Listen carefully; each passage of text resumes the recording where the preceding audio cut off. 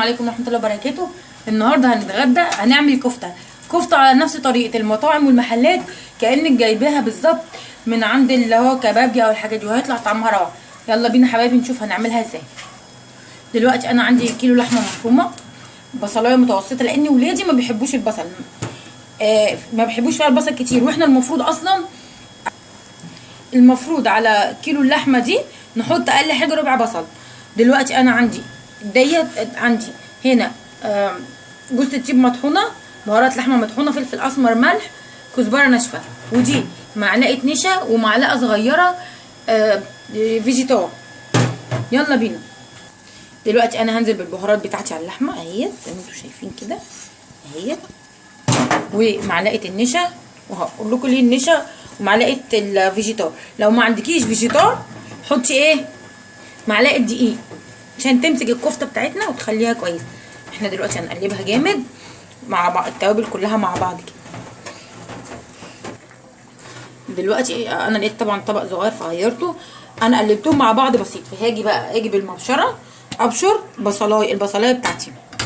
في المفروض بنحط عليها بقدونس ربطه واحده، بس انا للاسف ولادي برده ما بيحبوش فيها بقدونس، فانت يعني انت اللي تحبيه اللي ولادك بيحبوه.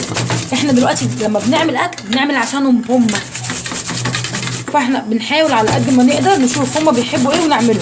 فاحنا دلوقتي هنبشر البصلايه. دلوقتي انا بشرت البصلايه اهي، وهنزل عليها كمان بمعلقه توم باودر وبصل باودر. انا دايما بجيبهم وبحطهم على بعض، يعني بخليهم كلهم مع بعض لاني بستخدمهم هما الاتنين سوا. وهنقلب بقى كل المكونات دي كده كويس، نقلبها بايدينا افضل، نفضل نقلب فيها جامد كده كويس جدا. بصوا يا حبيبي زي ما انا بعمل كده باين. دلوقتي احنا عملناها مع بعض كده، عجناها مع بعض كويس، شايفين عامله ازاي؟ انا عايزاها كده.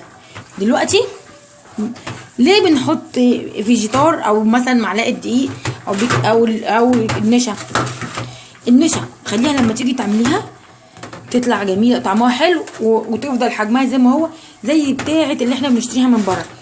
الفيجيتار ليه بقى او الدقيق؟ علشان تمسك في بعضها ما تفكش مني وانا بعملها. دلوقتي انا هعملها صوابع زي بتاعه اللي احنا بنشتريها من بره.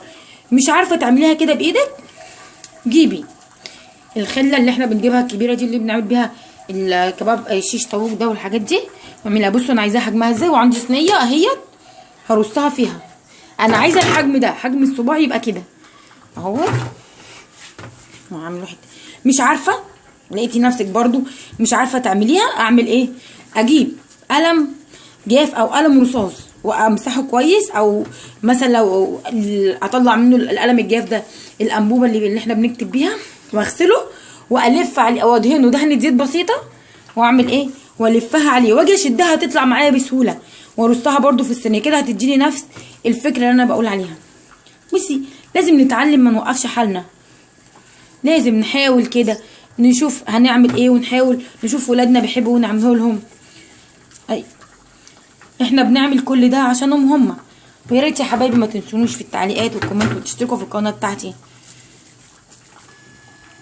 دلوقتي ده حبايبي شكل الكميه بتاعتنا بعد ما خلصنا. انا عملتها كلها صوابع كبيره كده. ولما باجي اجيب لحمه مفرومه بالذات للكفته او البشاميل بجيبها يكون فيها نسبه دهنه بسيطه.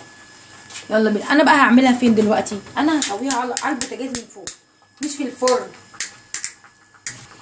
هحطها على البوتاجاز مش فوق، مش في الفرن. ليه بقى؟ عشان تستوي بسرعه معانا، وهي ما بتاخدش اصلا وقت. بس عشان ايه؟ مثلا لو انت مستعجله جايه من الشغل وعايزه تخلصي حالك بسرعه، هتحطيها على النار من فوق، على النار هاديه شويه، وتحط، وبعد ما تقرب تلاقيها استوت معاكي لانها ما بتاخدش وقت، هتولعي عليها الشوايه 3 دقايق. يلا دلوقتي يا حبايبي انا حطيتها اهوت على النار. هحط معاها ربع كوبايه ميه صغيره، ربع كوبايه ميه، وهغطيها لحد ما تستوي معايا. دلوقتي يا حبايبي احنا هنشوفها ايه. الكفته بتاعتنا اهي قربت تستوي، فهنحطها تحت الشوايه 5 دقايق لحد بس ما الوش يحمر. دلوقتي يا حبايبي احنا هنحطها في الفرن لمده 5 دقايق عبال ما وشها يحمر. دلوقتي يا حبايبي احنا هنروح نحط عليها الفرن نشوف عملت ايه. الله على الجمال، شايفين طالعه حلوه ازاي؟ يلا بينا نقدمها وبألف هنا وشفا. دلوقتي يا حبايبي اهو عملت جنبها رز بسمتي وسلطه خضراء وطحينه. وبألف هنا وشوفوا، ما تنسونوش في التعليقات واللايك وتشتركوا في القناه بتاعتي.